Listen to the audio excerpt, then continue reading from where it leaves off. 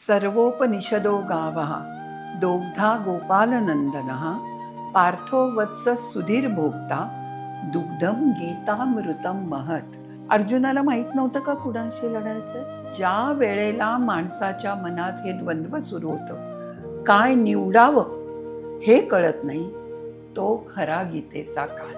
श्रीकृष्णांना तेव्हाच जाणीव होती की आता जे तत्वज्ञान सांगणार आहे ते अमर आहे.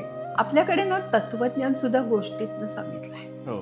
संवाद असला की भाषा सोपी होते. लोकांना योग म्हणजे पातंजल योग, बरं नुसता पातंजल योग नाही बरं का, त्याच्या अष्टांगामधलं जे तिसरं आहे आसन, तेवढंच लोकांना वाटतं की योग म्हणजे आसन.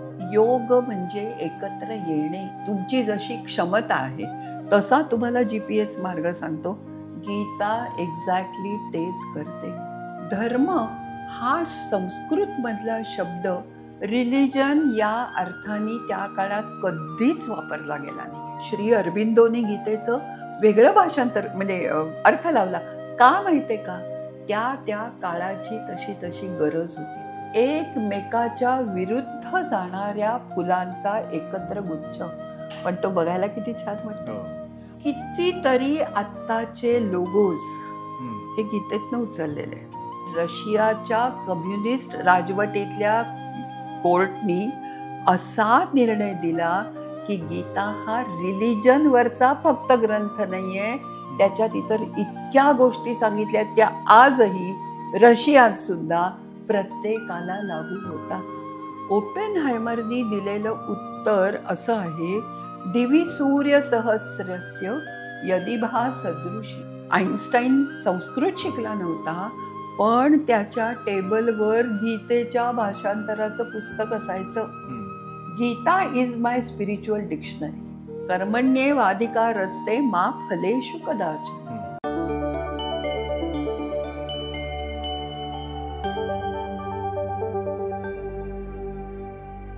नमस्कार. देशकालच्या या नव्या भागात आपलं पुन्हा एकदा स्वागत. कुरुक्षेत्रावर युद्धाची सगळी तयारी झालेली आहे. हातामध्ये शस्त्र घेऊन सज्ज असलेला अर्जुन मनामध्ये मात्र असमंजस आणि द्विधा मनस्थिती घेतलेला आहे.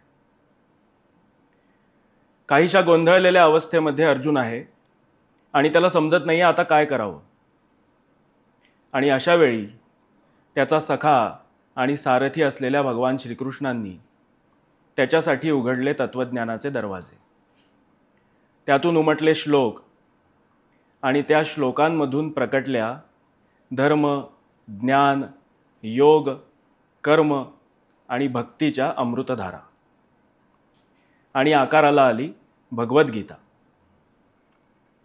ही भगवद्गीता त्या क्षणापासून आजपर्यंत अशा असंख्य अर्जुनांना अखंड मार्गदर्शन करत आली आहे आणि पुढेही करत राहणार आहे.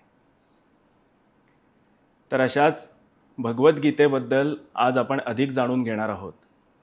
आणि या विषयावर बोलण्यासाठी आपल्याला पाहुण्या म्हणून आज लाभल्या आहेत संस्कृत आणि भारतविद्येच्या तज्ज्ञ विदुषी डॉक्टर सुचेताताई परांजपे. ताई, आपलं देशकालमध्ये पुन्हा एकदा खूप खूप स्वागत. नमस्कार. आज आपण जो विषय निवडला आहे तो आहे भगवद्गीता. भगवद्गीता माहीत नाही असा व्यक्तीच आपल्याला शोधून सापडणार नाही. पण आपल्याला फक्त ते नाव माहीत असतं किंवा काही श्लोक माहीत असतात किंवा त्यातले काही मुद्दे माहीत असतात. पण भगवद्गीतेची जी व्याप्ती आहे ती किती मोठी आहे ती थोडी समजून घेण्याचा आपण आज प्रयत्न करणार आहोत. तर सगळ्यात आधी आम्हाला हे जाणून घ्यायला आवडेल की गीतेची जी निर्मिती झाली तेव्हाची तिच्या निर्मितीची गरज काय होती, तेव्हाचं काळाचं स्वरूप काय होतं, याच्याबद्दल थोडं आम्हाला सांगा. अगदी जरूर. मी श्लोकाने सुरुवात करते. हो. सर्वोपनिषदो गावः दोग्धा गोपालनंदनः पार्थो वत्स सुधीर भोक्ता दुग्धम गीतामृतम महत. म्हणजे ह्याच्यात त्याच्या तत्वज्ञानाबद्दल बरंच येतं आहे, ते आपण नंतर पाहू. पण तो जो काळ तू सांगितलास तो एक तर मुख्य म्हणजे रणभूमी ही त्याची जागा आहे, देश आहे तुमच्या भाषेत. आणि हो. युद्ध हा काल आहे म्हणजे हो. देशकाल बरोबर तुम्हाला तिथे सापडतायत योग्य रीतीने. हो. तर तिथे अर्जुनाला आयत्या वेळी मनात संभ्रम निर्माण झालाय. आणि ही परिस्थिती फक्त त्या अर्जुनाची होते असं नाही. तू म्हणलास तसं साऱ्याच अर्जुनांना हे अनेकदा आपल्याला प्रश्न पडतात.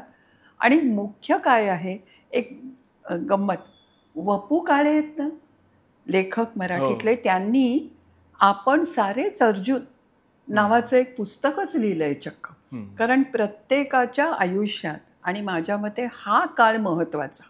म्हणजे इसवी सन पूर्व किती शतकात गीता लिहिली हे महत्त्वाचं नाही, ती महाभारतात आहे हे आपल्याला माहिती आहे. हो. पण हा काळ महत्त्वाचा अशासाठी की कर्तव्य आणि भावना, एक क्षत्रिय म्हणून त्यांनी लढलंच पाहिजे हे त्याचं कर्तव्य आहे, हम्म. तो त्याचा राजधर्म आहे. आणि त्याच वेळेला माझ्याच भावांना कसं मारू, माझ्याच गुरूंवर कसे बाण सोडू, असंही त्याला वाटतंय अर्जुनाला. हो. ही त्याची भावना आहे, म्हणजे इमोशन्स आहेत. हम्म. आता मला एक खरं सांग, अर्जुनाला माहीत नव्हतं का कुणाशी लढायचंय? माहित होतं. माहिती होतं. असं काही नव्याने अरेच्या असं व्हायचं कारण नव्हतं. पण कितीही गोष्टींची कल्पना असली तरी त्या जेव्हा ॲक्च्युअली घडतात, प्रत्यक्षात येतात, तेव्हा त्याचा प्रभाव भयंकर पडतो. आणि तो अर्जुनावर पडला. आणि म्हणून त्यांनी स्वतःच्या मनाने निर्णय घेऊन टाकला की मी नाही बोलणार. आणि सिदंती मम गात्राणी वगैरे ते म्हणून आपलं धनुष्यबाण खाली ठेवलं. हा खरा त्याचा काळ आहे. गीतेचा काळ इसवी सन पूर्व 4-4 शतक ते असं महाभारताचा काळ म्हणतो आपण, त्याच्यात गीता होती. पण खरा काळ हा की ज्या वेळेला माणसाच्या मनात हे द्वंद्व सुरू होतं, काय निवडावं हे कळत नाही, तो खरा गीतेचा काळ. आणि म्हणून तर गीता आज सुद्धा रेलेव्हंट आहे, आज सुद्धा तिची गरज भासते आणि आपण वाचतो. याचं खरं कारण ते आहे. तेव्हा हा गीतेचा काळ. हो. आताच आपण जसा उल्लेख केला की उपनिषदांचं सार हे गीतेमध्ये आलेलं आहे. तर वेद, उपनिषदे आणि गीता यांचा परस्पर संबंध कसा आहे तो थोडा सांगा. वेद हे एक स्वतंत्र वाङ्मय आहे, त्याच्याबद्दल आपण नंतर कधी बोलू. आणि त्या वेद म्हणजे संहिता असं ज्याला आपण म्हणतो, ऋग्वेद वगैरे, त्यांचा जो अंत म्हणजे फक्त शेवट नाही, अंतचा एक अर्थ ध्येय असा सुद्धा होतो, गोल. ते काय आहे तर उपनिषद आहे. म्हणजे काय तर कर्मकांडापासून ज्ञानकांडापर्यंत जाणारा हा प्रवास आहे. फ्रॉम रिच्युअल टू स्पिरिच्युअल असा हा प्रवास आहे. तर उपनिषद हे तत्वज्ञान सांगतात. आणि आता साधारणपणे भारतीय तत्वज्ञान म्हटल्यावर जे काही आपल्या डोळ्यासमोर येतं की पहिलं म्हणजे आत्मा, तो अमर आहे, आत्मा आणि ब्रह्म एक आहे, अद्वैत तत्वज्ञान. किंवा पुनर्जन्म कसा मिळतो, कशामुळे, तुमच्या कर्मावर अवलंबून असतो. आता कर्म धर्म हे शब्द सगळ्या जगभर वापरतात, बरोबर आहे ना. मग हे उपनिषदाचं तत्वज्ञान, मी जो श्लोक म्हटला की सर्व उपनिषद गावा म्हणजे गाई, त्या जणू गाई आहेत. आणि दोग्धा गोपालनंदनः, आपले लोक इतके हुशार होते, त्यांनी कृष्णाचं कुठलंही नाव घालता आलं असतं, पण त्यांनी गोपाल का म्हटलं, गायींचं पालन करणारा कृष्ण. त्याला माहिती आहे गायींचं दूध कसं काढायचं. तर उपनिषदातनं त्यांनी सार काढलं, दुधाला गोरस असंही म्हणतो आपण, ते काढलं आणि ते दिलं कुणाला, पार्थो वत्सः. पार्थ, पृथा म्हणजे कुंतीचा पुत्र अर्जुन, हे त्याचं वासरू आहे. आणि म्हणून त्यांनी त्याला ते दुग्धामृत आणि ते अमृत म्हटलंय. श्रीकृष्णांना तेव्हाच जाणीव होती की आता जे तत्वज्ञान सांगणार आहे ते अमर आहे, आणि त्यांनी स्वतःच त्याला अमृत म्हटलं. अशा रीतीने उपनिषदांचं सगळं सार थोडक्यात सांगणारा ग्रंथ म्हणजे गीता. ताई, आम्हाला हे जाणून घ्यायचं आहे की भारतीय तत्वज्ञानामध्ये गीतेचं नक्की महत्त्व काय आहे. महत्त्व तर सर्वांना माहिती आहे, पण भारतीय तत्त्वज्ञानाच्या कॉन्टेक्स्टमध्ये संदर्भात गीतेचं महत्त्व फार वेगळं आहे. आणि ते असं की आपल्या तत्त्वज्ञानाचे आत्ता मी जे सांगितलं अद्वैत, आत्मा, ब्रह्म वगैरे वगैरे, त्याचे 3 महत्त्वाचे स्तंभ म्हणजे त्याला तोलून धरणारे आहेत. त्याला म्हणतात प्रस्थानत्रयी. ठीक आहे. त्या प्रस्थानत्रयीमध्ये काय काय येतं? उपनिषद, ब्रह्मसूत्र आणि भगवद्गीता. उपनिषदांबद्दल आता थोडक्यात सांगितलं, पण मुख्य उपनिषदं किती आहेत माहिती आहे? 10. आणि खरी उपनिषदांची जर का यादी पाहिली, मुक्तिकोपनिषद नावाचं आहे, त्याच्यात आहे 108 उपनिषद आहेत. हो. कोण वाचेल एवढी उपनिषद? अगदी कितीही संस्कृत आणि कितीही तत्वज्ञानाचं प्रेम असलं तरी एवढी उपनिषद माणसाच्या जन्मात वाचून होणार नाही. आणि म्हणून उपनिषदांचा अभ्यास एका माणसाला एका वेळी करणं शक्य नाही. मग ठीक आहे, नंतर ब्रह्मसूत्र बघितलं आपण. सूत्र मुळातच म्हणजे अल्पाक्षरम असंदिग्धम अशी त्याची व्याख्या आहे. अल्पाक्षर, कमीत कमी अक्षरांमध्ये प्रचंड अर्थ सामावलेला असतो. आता मी तुला एक पाणिनीचं सूत्र सांगते, अल्पाक्षरम. काही कळलं? आपल्याला काही कळू शकत नाही. त्याच्यासाठी भाष्य, टीका, मुख्य म्हणजे गुरुकडून मार्गदर्शन लागतं. आणि इतकं करून सुद्धा ब्रह्मसूत्र कळायला अवघड असतात आहेत. म्हणजे पुन्हा माझ्या लिमिटेशन्स तिथेही आल्या. प्रत्येकाला कुठे एवढी बुद्धी असणार आहे? मला कशी एवढी बुद्धी असेल की माझ्याकडे वेळ नाही म्हणून उपनिषदं वाचता येत नाहीत सगळी, माझ्याकडे तितकी क्षमता नाही म्हणून मला ब्रह्मसूत्र समजत नाही. मग उरलं कोण? गीता. आणि गीता फक्त 700 श्लोकामध्ये कृष्णाने इतकं मोठं तत्त्वज्ञान सांगून ठेवलेलं आहे की काय सांगू.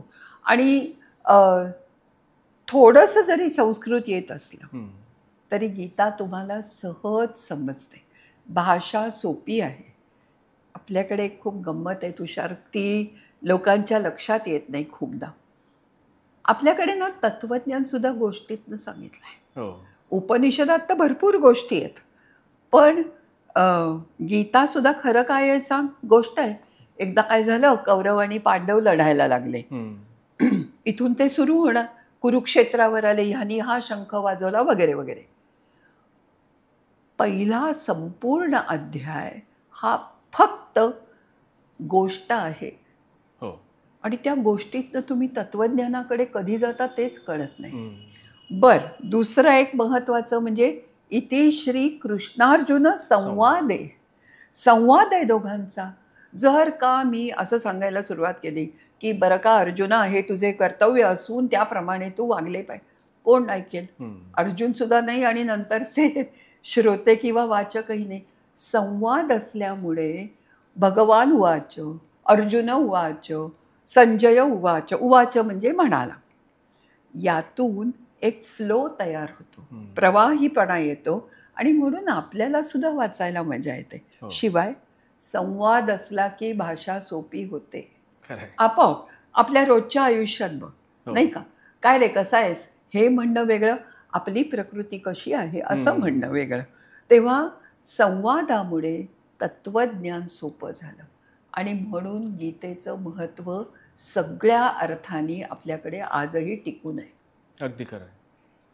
आता ताई, एक असं मला विचारायचं आहे की गीतेचा अभ्यास करताना त्यात भक्तियोग, ज्ञानयोग, कर्मयोग असे शब्द आपल्याला बघायला मिळतात. हो, बरोबर आहे. किंबहुना योग हा शब्दच अनेक ठिकाणी वेगवेगळ्या अर्थांनी वापरला आहे का, वेगवेगळ्या संदर्भात वापरला आहे का, असं वाटतं. याबद्दल थोडं सांगा. अगदी पहिली गोष्ट म्हणजे अगदी बरोबर आहे की योग हा शब्द अगदी वेगळ्या अर्थाने वापरला आहे. आत्ताच्या भाषेत ज्याला योगा म्हणतात, जो चुकीचा आहे शब्द, पूर्ण योग आहे, त्यानुसार लोकांना योग म्हणजे पातंजल योग. बरं, नुसता पातंजल योग नाही बरं का, त्याच्या अष्टांगामधलं जे तिसरं आहे आसन, तेवढंच लोकांना वाटतं की योग म्हणजे आसन. तसं काही नाही आहे. योग हे तत्वज्ञानाची म्हणजे षडदर्शन ज्याला म्हणतो त्यातली एक पूर्ण मोठी शाखा आहे. शिवाय योग या शब्दाचा अर्थ तिथेही पतंजलींनी कसा वापरलाय, तर योग म्हणजे एकत्र येणे.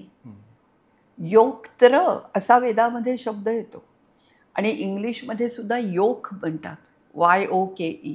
म्हणजे बैलाच्या 2 बैल असले तर त्यांना जोडणारं जे पाठीवर लाकूड असतं काय, त्याला योक म्हणतात. योक्त्र म्हणतो आपण वेदामध्ये. म्हणजे 2 गोष्टींना जोडणारी जी गोष्ट आहे त्याला योग म्हणायचं. मग पतंजलीमध्ये काय जोडलं जातं, तुमचं शरीर आणि मन यांचा योग तिथे आहे. आपण एरवीत सुद्धा काय योग होता म्हणून सांगू असं म्हणतो तेव्हा 2 गोष्टी एकत्र येतात. हा योग शब्द गीतेत वेगळ्या वेगळ्या अर्थांनी वापरला. एक तर तुला आठवत असेल 18व्या अध्यायामध्ये यत्र योगेश्वर कृष्ण, मग तिथला योग शब्द काय, कृष्ण आसन करत होता असं आहे? अजिबात नाही.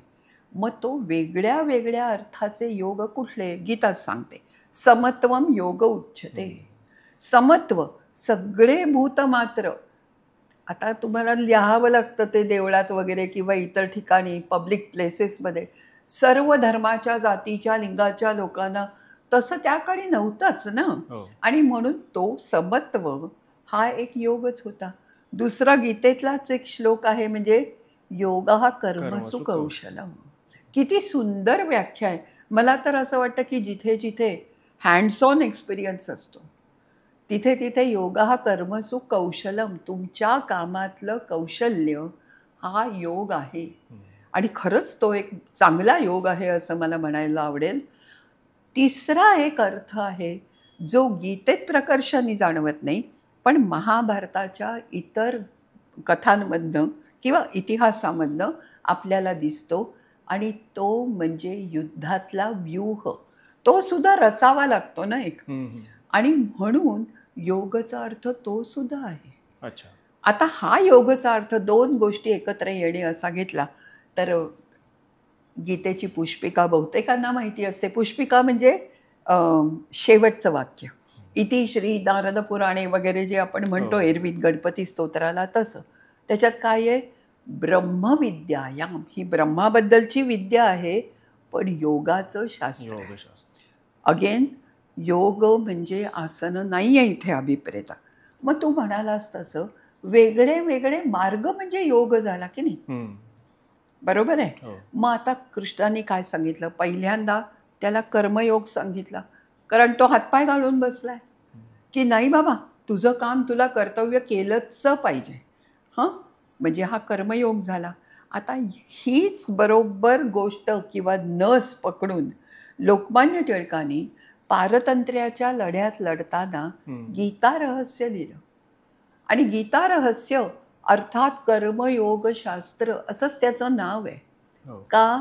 कारण लोक जे त्यांच्या भाषेत नेभळट झाले होते त्यांना कर्मासाठी, म्हणजे आपापलं कर्तव्य करण्यासाठी उद्युक्त करणं. आणि कर्मयोग फार सुंदर आहे. आजही तो कसा लागू होतो आपण नंतर पाहू.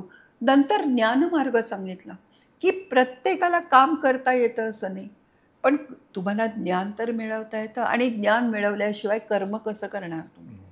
काहीतरी माहिती असल्याशिवाय तुम्ही कुठल्याच क्षेत्रात काम करू शकत नाही. म्हणून ज्ञानकांड महत्त्वाचं. मग अर्जुन, मी म्हटलं तसं अर्जुन सारखे प्रश्न विचारतो की तू तर म्हणतोस मनावर ताबा ठेवावा, पण कसा ठेवावा, मन तर किती चंचल असतं. मग श्रीकृष्ण त्याला पातंजल ध्यान योग सांगतात.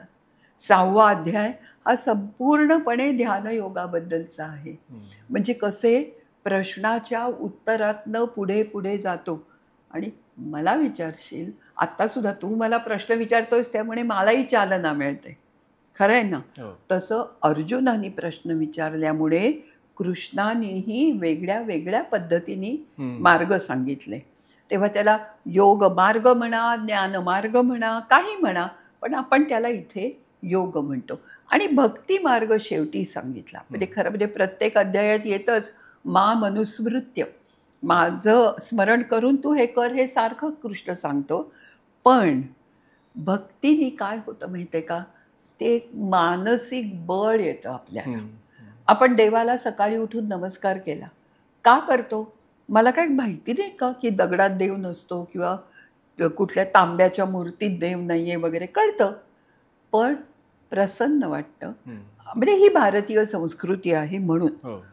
तेव्हा भक्ती मार्गही त्यांनी सांगितलाय. मला नेहमी वाटतं, आजकालच्या भाषेत बोलू का, तुम्हाला GPS माहिती आहे? हो. हां, सगळेजण कुठेही गल्लीबोळात GPS सहाय्याने उत्तम पोचतात. हम्म. मग GPS म्हणजे काय आहे? तर तुम्हाला योग्य तो मार्ग सांगणारा. हम्म. काही वेळेला ते शॉर्टकट सांगतात, काही वेळेला सिनिक वे सांगतात. म्हणजे तुम्ही मागाल तसं, तुमची जशी डिमांड आहे, तुमची जशी क्षमता आहे, तसा तुम्हाला GPS मार्ग सांगतो. गीता एक्झॅक्टली तेच करते. हम्म. तुला कर्ममार्ग करायचा आहे, हे बघ, असं असं कर. तुला ध्यान करायचं आहे, असं असं कर. शेवटी द चॉईस इज युअर्स. योग शब्दाबद्दल आपण बोललो, तसा एक दुसरा शब्द जो वारंवार वापरला जातो, गीतेमध्ये वारंवार येतो, तो म्हणजे धर्म. तर धर्म शब्द आपण यदा यदा ही धर्मस्य मध्ये पण बघतो, हो किंवा सर्व धर्मान् परित्यज्य मामेकम शरणं व्रज, तिथे पण आहे. हो. तर धर्म शब्द पण वेगवेगळ्या संदर्भात वेगवेगळ्या अर्थांनी वापरला गेला आहे, ते कसं? अ, अगदी छान प्रश्न आहे हा. खरंच म्हणजे मी टिपिकल मुलाखतीसारखं तुला बोलतेय. पण धर्म हा संस्कृतमधला शब्द रिलिजन या अर्थाने त्या काळात कधीच वापरला गेला नाही. हम्म. एक धारणा धर्म इत्याहू असं आपल्याकडे म्हणतात.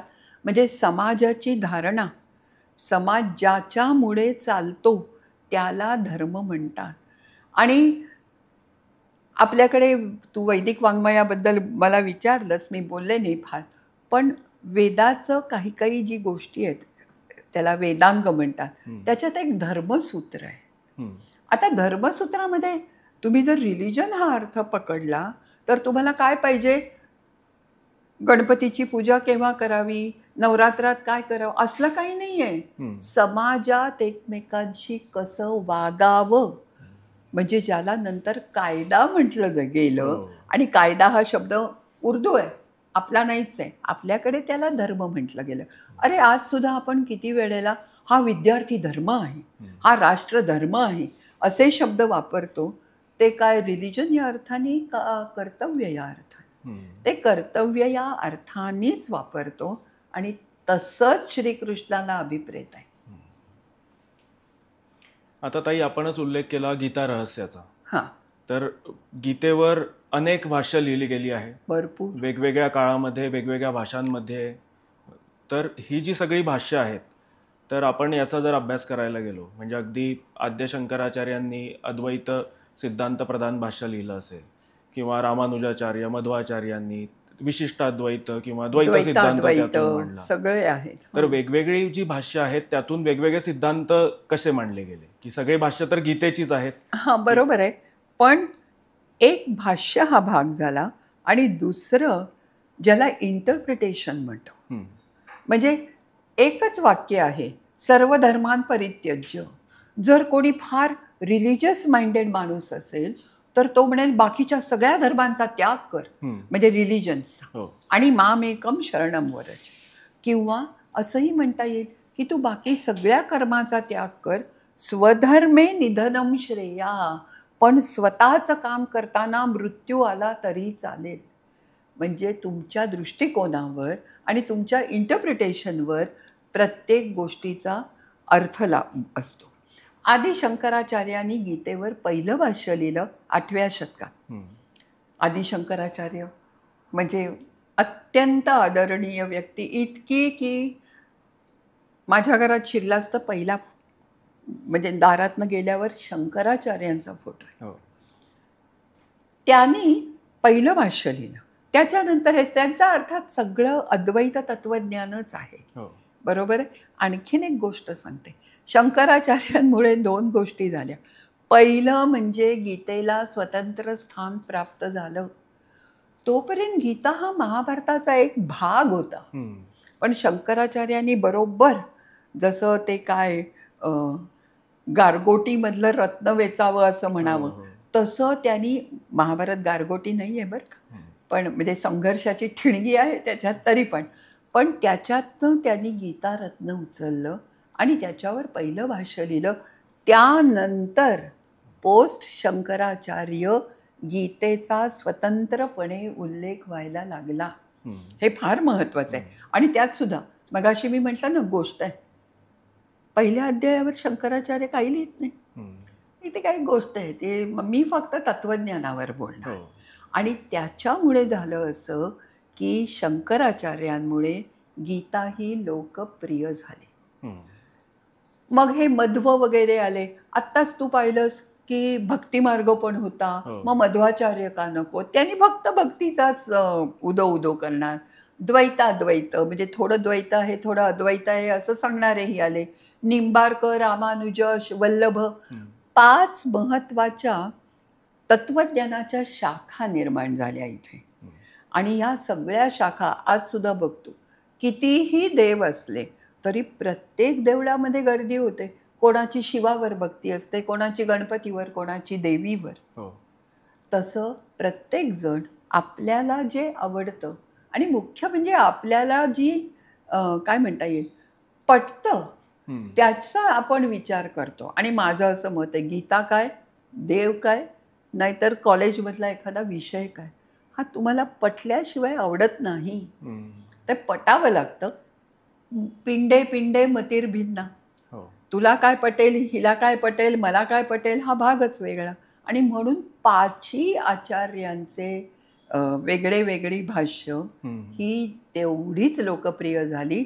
तरीही मी असं म्हणेन की शंकराचार्यांइतकी लोकप्रियता आत्ता सुद्धा शंकराचार्यांबद्दल इतरही अनेक कार्यक्रम आपण किंवा भाषणं ऐकतो, त्यांचं वाङ्मय वाचतो, तितकं इतरांचं वाचलं गेलं नाही.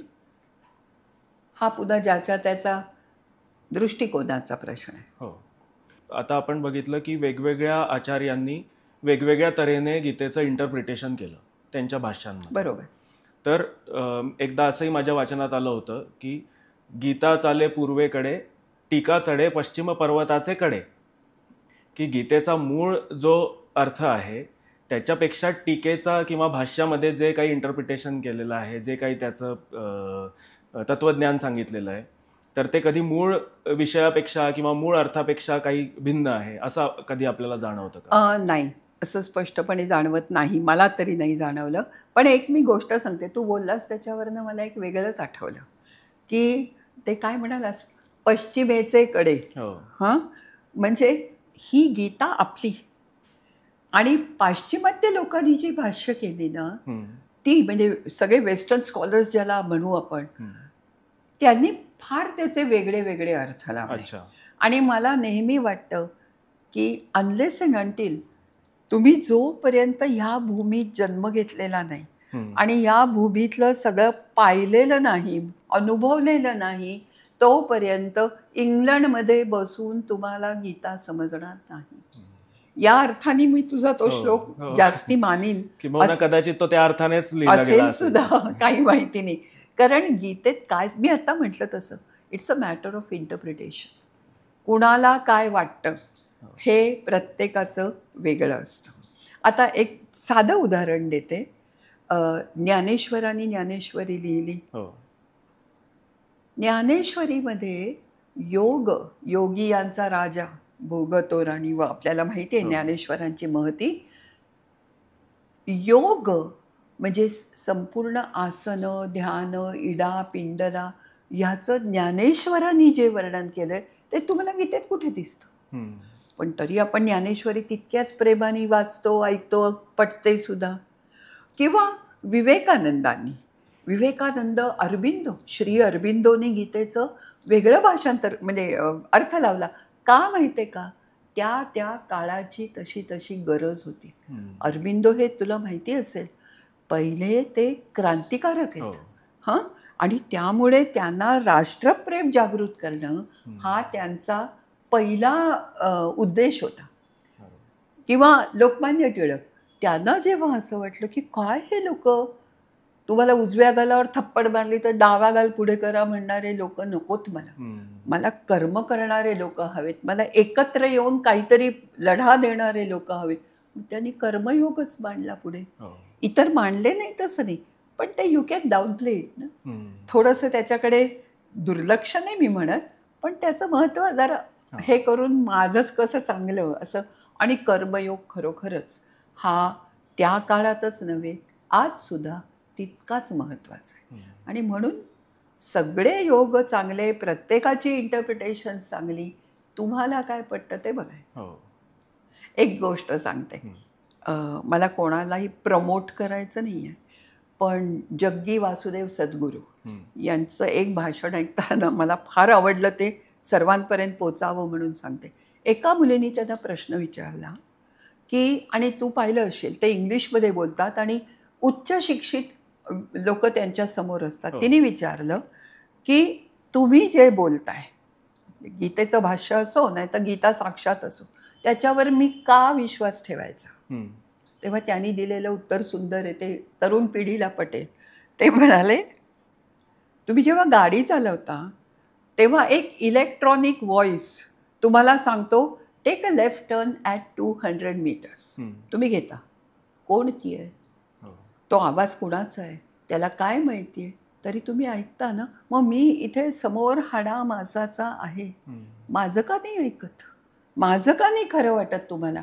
आणि हे खरं आहे. गीता सांगतेय, विवेकानंद त्याचं असं भाषांतर करतात, लोकमान्य टिळक तसं करतात. Why not? ही खरी गोष्ट आहे. ही तर साक्षात श्रीकृष्णांनी सांगितलेली आहे. आता वेगवेगळे लोक गीतेकडे वेगवेगळ्या दृष्टिकोनातून किंवा वेगवेगळ्या भूमिका पाहिलं आपण ते. जसं कोणी आस्वादकाच्या भूमिकेतून गीतेकडे पाहतो, कोणी अभ्यासकाच्या भूमिकेतून पाहतो, कोणी साधकाच्या भूमिकेतून पाहतोय, कोणी भक्त आहे, तर कोणाची अगदी विरोधकाची पण भूमिका असू शकते. हो. तर पण प्रत्येकाला जे हवं आहे ते त्या गीतेतून मिळतं आहे. अगदी. म्हणजे गीतेच्याच भाषेत सांगायचं तर ये यथा माम प्रपद्यन्ते तांस तथैव भजाम्य. बरोबर. तर हे जे वेगवेगळे इतके पैलू असणारं हे जे गीतेचं स्वरूप आहे, हे कसं आहे याबद्दल थोडं सांग. तू पैलू शब्द वापरला असते, खूप छान झालं. कारण कितीही चांगलं रत्न असलं तरी त्याला पैलू पाडल्याशिवाय ते चकाकत नाही, हे आपल्याला माहिती आहे. काय आहे, खूप लोकांचा, तू आता विरोधक म्हणलास म्हणून मी आधी त्याबद्दल बोलते, खूप लोकांची अशी तक्रार असते की काय त्या गीतेत अर्थ आहे. दुसऱ्या अध्यायात कर्मक सांगितला, मग ज्ञानमार्ग सांगितला, तिसऱ्यात मग योगमार्ग सांगितला, मग भक्तिमार्ग सांगितला. हा विरोध आहे गीतेतला. आता गोष्ट अशी असते की थोडाफार विरोध आहे असं मी मान्य करते, पण हा विरोध नाही आहे. कृष्ण त्याच्या समोर वेगळे वेगळे पर्याय ठेवत आहे. आणि ह्याच्याबद्दल विवेकानंदांनी खूप छान सांगितलं आहे. त्यांनी सांगितलं की मला माहिती आहे अमक्या ह्याच्यात ते, तमक्या ह्याच्यात ते वगैरे आहे, वेगळे मार्ग आहेत, पण जसं एक फुलांचा गुच्छ असतो, ते अमेरिकेत बोलत होते म्हणून त्यांनी ह्या उपमा दिल्या. त्याच्यात एक फूल लाल असतं, एक पांढरं असतं, एक नुसती हिरवी पानं असतात, काही फुलांना वास असतो, काहींना नसतो. एकमेकाच्या विरुद्ध जाणाऱ्या फुलांचा एकत्र गुच्छ, पण तो बघायला किती छान वाटतो, वाचायला किती छान वाटेल, त्यातनं शिकायला किती छान मिळेल. तशी आमची गीता आहे की त्याच्यात विविध गोष्टी आहेत. वरवर पाहता तुम्हाला त्या जरी परस्पर विरोधी वाटल्या तरी तशा त्या मुळात नाहीत. आणि मला असं दुसरं एक म्हणावं असं वाटतं की इंद्रधनुष्य तानापिही निपाजा, बरं तो प्रत्येक रंग किती वेगळा आहे, पण तो एकत्र आपण आकाशात बघतो तेव्हा त्याच्यात काहीतरी आकर्षक आहे ना, काहीतरी वेगळे पैलू असतात, ते तुम्हाला खेचून घेतात ना. संपलं. गीता ही तशीच आहे. आणि म्हणून गीता प्रत्येकाला आवडू शकते. तूच आता सांगितलंस तसं, एकाला भक्त म्हणून आवडते, दुसऱ्याला ज्ञान म्हणून आवडते, तिसऱ्याला वा काय संस्कृत आहे. खरोखर अरे गीता हे एक वाङ्मय म्हणून सुद्धा उत्तम आहे. साध्या साध्या गोष्टीत सुंदर उपमा देतात की ते यथा धूम्रेण वगैरे, ते आपल्याला श्लोक माहिती आहेत, पण उत्तम. किती लोकांना आकर्षण आहे गीतेचं माहिती आहे का? बोलू का मी त्याच्यावर जरा आता? एक म्हणजे कितीतरी आत्ताचे लोगोज हे गीतेतनं उचललेले आहेत. LIC हो. हात जोडलेले असतात आणि खाली काय लिहिलेलं असतं, योगक्षेम. योगक्षेमम वहाम्यहम. याचा अर्थ ज्यांनी ते म्हणजे LICच्या लोकांना माहितीही नसेल, पण ते गीतेतनं येतं वाक्य, हो. नाही का. अशी अनेको वाक्य आहेत की स्वधर्मे निधनम श्रेया, ते गीतेत वेगळ्या अर्थाने वापरलंय, पण आपण ते वेगळ्या अर्थाने सुद्धा वापरू शकतो. हो. खूप लोगोस नाही ज्ञानेन सदृशम, सगळ्या शाळांमध्ये हे असतंच असतं. हो. तेव्हा गीता ही अलीकडच्या लोकांना आवडते आणि फक्त आपल्याला नाही तर जगभर आवडते. पण त्याच्यावर नंतर बोलू, आधी तुझे काही प्रश्न असले तर विचार. मला एक असं विचारायचं आहे की धर्मशास्त्राचा एखादा ग्रंथ, तो आपण त्याविषयी बोलताना आजकालची पिढी जी आहे ती म्हणते की ही मोक्षविद्या आहे, पण याची आम्हाला आजच्या दैनंदिन जीवनामध्ये काय गरज आहे, किंवा दैनंदिन जीवनामध्ये गीतेचं आम्हाला काय मदत होईल? पहिली गोष्ट, माझं पहिल्या वाक्यालाच मुळी ऑब्जेक्शन आहे. ते असं की गीता हा काय धर्मशास्त्राचा ग्रंथ आहे या मुलांना कुणी सांगितलं? त्यांनी वाचलंय?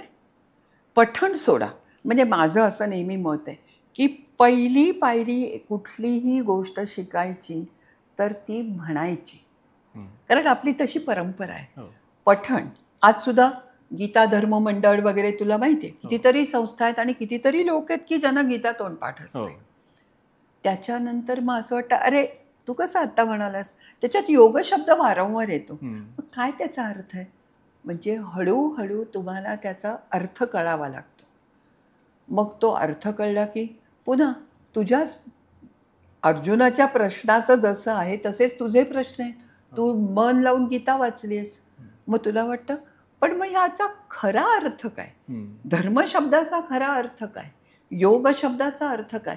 मग तू चिंतन करतोस आणि तत्वज्ञानाकडे जातोस.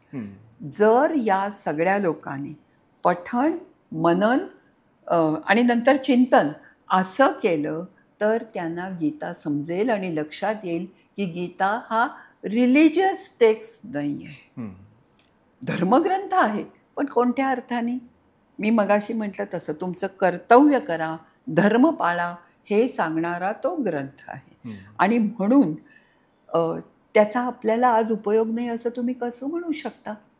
त्याचा आज आपल्यालाच नाही सगळ्या जगाला आवश्यकता आहे त्याची. उपयोग हा शब्द नका वापरू, आवश्यकता म्हणा. बरोबर आहे ना? तेव्हा ते काही छोट्याशा बॉलपेनसारखं डिस्पोजेबल नाही आहे गीता हे तत्वज्ञान. ते तुमच्याबरोबर कायम टिकतं आणि म्हणून गीता महत्त्वाची. तर आजच्या तरुण पिढीला जर आपल्याला सांगायचं असेल की गीतेच्या अभ्यासाचं महत्त्व काय, किंवा गीतेचा संदेश त्यांच्यासाठी एक काय असावा, तसं काय सांगणार? मला 2-4 गोष्टी या तरुण पिढीला सांगायच्या आहेत. कारण काय गंमत असते, सुचेता परांजपे काय म्हणली, तुषार माळी काय बोलला, ह्याला म्हणजे ठीक आहे ऐकतायत तुम्ही सगळेजण, पण ओपेनहायमर असं म्हणाला, आईन्स्टाईन तसं म्हणाला, ह्याला लोकांना फार किंमत द्यावीशी वाटते. तर या संदर्भात आणि याच अर्थाने बोलायचं तर मला असं सांगायला आवडेल की गीता ही जगभर पसरलेली आहे. आणि त्या त्या देशात काय धर्म आहे ते सोडून द्या, धर्म इथे म्हणजे मी रिलिजन म्हणते, पण गीता आवडते. एक गंमत सांगते, रशियामध्ये इस्कॉन जेव्हा गेलं आता, तर इस्कॉन ते गीता कृष्ण सगळं त्यांचं आपल्याला माहिती आहे. रशियन लोकांनी तेव्हाच्या विरोध केला कारण ते कम्युनिस्ट होते आणि तेवढं हा धर्मग्रंथ आहे. इस्कॉनवाले कोर्टात गेले, रशियाच्या कोर्टात गेले. कोर्टात गेल्यावर युक्तिवाद ते काय काय सगळं झालं आणि रशियाच्या कम्युनिस्ट राजवटीतल्या कोर्टनी असा निर्णय दिला की गीता हा रिलिजनवरचा फक्त ग्रंथ नाही आहे, त्याच्यात इतर इतक्या गोष्टी सांगितल्या त्या आजही रशियात सुद्धा प्रत्येकाला लागू होतात.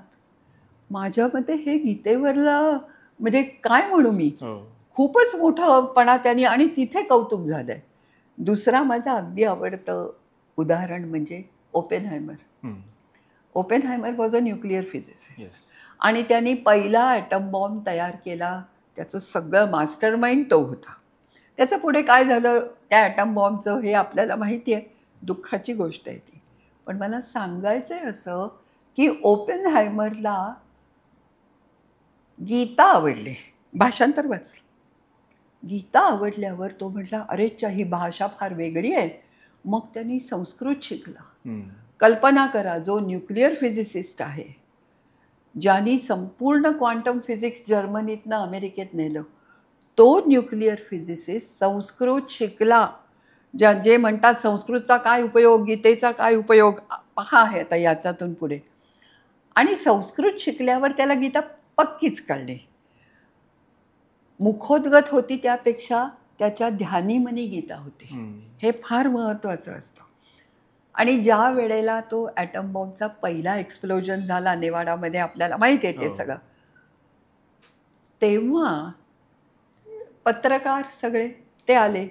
मग ह्याच्याबद्दल तुम्हाला काय वाटतं? एवढा मोठा स्फोट केला तुमच्यामुळे झाला, काय वाटतं तुम्हाला? त्याच्यावर ओपेनहायमरनी दिलेलं उत्तर असं आहे, दिवी सूर्य सहस्रस्य यदिभा सदृशी. एकाच वेळेला आकाशात 1000 सूर्य उगवले तर जे तेज आणि ज्या त्या तेजामुळे मी जितका भारून जाईन किंवा मला एक प्रकारचा आदरयुक्त भीती वाटेल, तसंच हे झालं. आता कुठं आहे हा दिवी सूर्य सहस्रस्य? इंग्लंड अमेरिकेत म्हणतात का? नाही. जर्मनीत, तो जर्मन होता, तिथे आहे का? नाही. तो गीतेतला श्लोक आहे की 1000 सूर्य एकत्र झाल्याचं तेज अर्जुनाला कृष्णामध्ये दिसलं. आणि सर्वात मोठी गंमत म्हणजे ओपेनहायमर मला खूप आवडतो, मग मी त्याच्याबद्दल खूप वाचलं. मग रॉबर्ट यंग नावाच्या त्याच्या टीममधल्या एका माणसाने पहिल्या ॲटम बॉम्बचा जन्म कसा झाला त्याच्यावर सुंदर पुस्तक लिहिलं इंग्लिशमध्ये. त्याचं नाव काय असेल? ब्रायटर दॅन 1000 सन्स, दिवी सूर्य सहस्रस्य. म्हणजे रॉबर्ट यंग आणि त्याच्या सगळ्या टीमवर या गीतेचा परिणाम झाला. पुढे तर नागासाकी हिरोशिमा झाल्यावर पुन्हा यांना विचारलं ओपेनहायमरला की काय बाबा तुझी काय प्रतिक्रिया आहे? After all it's your baby atom bomb.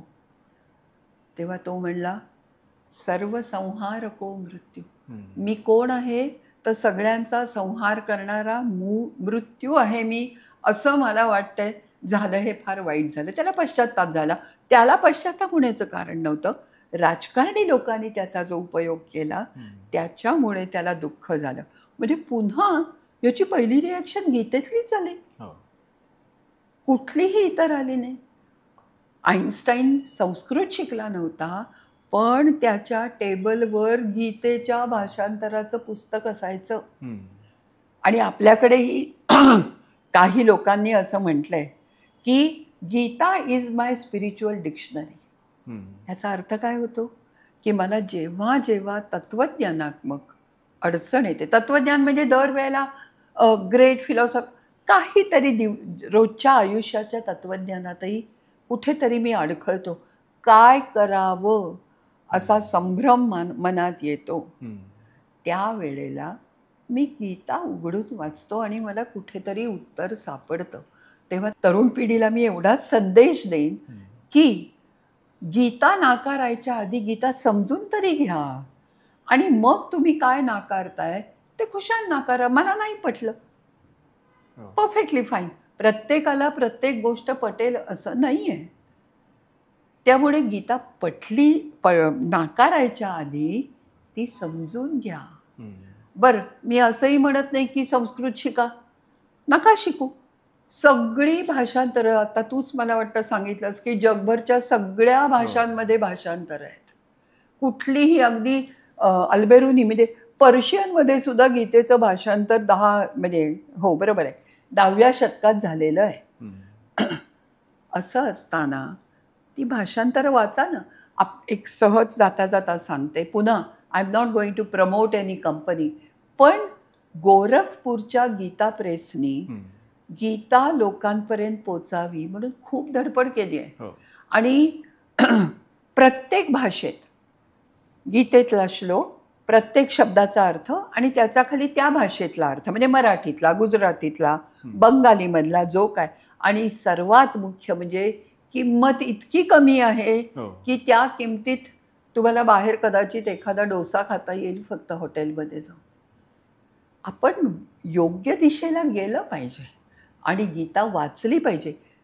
अशा कुठलंही गीतेचं भाषांतर वाचा आणि मग मला नक्की सांगा देशकालला की तुम्हाला मूळ गीता वाचावीशी वाटतेय का नाही. तेव्हा भाषांतरातनं गीतेपर्यंत जा, समजून घ्या, मग आवडली तर ठेवा, नाही आवडली तर म्हणा की मी वाचली हो गीता. पण मला खात्री आहे आयुष्यात कधीतरी तुम्हाला असा प्रसंग येईल की वाटेल अरे हो, हे पण त्या गीतेत सांगितलं होतं बरं का. मी मॅनेजमेंट करतोय पण हे तिथेही सांगितलं होतं बरं का, असं तुम्हाला निश्चित जाणवेल. तेव्हा गीता आज रेलेवंट आहे. साधी एक छोटी गोष्ट जे गीतेचं तत्त्वज्ञान कर्मयोग म्हणालास तू. काय आहे कर्मयोग? त्याच्यात असं आहे की प्रत्येकाने आपलं कर्म केलंच पाहिजे. कर्मण्येवाधिकारस्ते मा फलेषु कदाचन. फळाची अपेक्षा करायची नाही.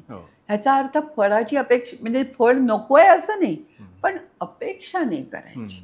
निरपेक्षपणे माझं हे कर्तव्य आहे आणि मी हे केलंच पाहिजे असं वाटून जेव्हा तुम्ही कर्तव्य करता तेव्हा त्याला एक वेगळा अर्थ, वेगळं डायमेन्शन, परिमाण प्राप्त होतं. ते गीता तुम्हाला सांगते. तेव्हा तुमचं जे काय करा. आता विद्यार्थी आहात, विद्यार्थ्याचा धर्म पाळा, कर्म करा. गृहस्थ झालात, तो धर्मही नीट पाळा. बरोबर आहे. असं त्या आयुष्यातल्या प्रत्येक टप्प्यावर तुम्हाला गीता हात धरून पुढे देते.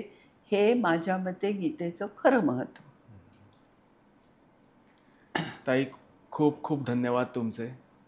आज हा इतका सुंदर विषय आणि त्याहून अधिक सुंदर आहे असं तुमचं सोप्या भाषेतलं सगळ्यांना समजेल असं मार्गदर्शन आपण केलं, त्याबद्दल देशकालतर्फे आम्ही आपले खूप आभारी आहोत. मी आणखीन एक सांगते. विषय सोपा आहे आणि चांगला आहे. मी काय केलं हे महत्त्वाचं नाही आहे, पण गीता वाचलीच पाहिजे. एवढं जरी या आपल्या संवादातून लोकांना कळलं, जसं कृष्णार्जुन संवादातून गीता निर्माण झाली, तसं आपल्या संवादातून एवढं फळ जरी मिळालं तरी मी कर्म केलं त्याच्या फळाची अपेक्षा करते आणि तुम्ही नक्की गीतेचं भाषांतर वाचाल अशी अपेक्षा करून मी पण थांबते. नमस्कार. धन्यवाद. तुम्हा सगळ्यांना आजचा एपिसोड कसा वाटला याबद्दल आम्हाला नक्की कळवा. आपल्या सूचना आणि प्रतिक्रिया कॉमेंट्समध्ये नक्की लिहा आणि देशकालला लाईक, शेअर आणि सबस्क्राईब जरूर करा. धन्यवाद.